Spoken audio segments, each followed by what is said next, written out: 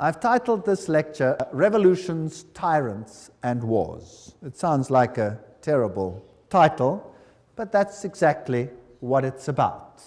Here is an interesting quote from Popery, Puseyism, and Jesuitism. At what then do the Jesuits aim? According to them, they only seek the greater glory of God, but if you examine the facts, you will find that they aim at universal dominion alone. You see, Rome had lost universal dominion, and the Protestant Reformation had been a major problem in this issue, a major problem.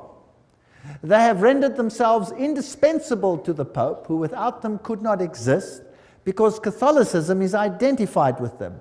They have rendered themselves indispensable to governors and hold revolutions in their hands. And in this way, either under one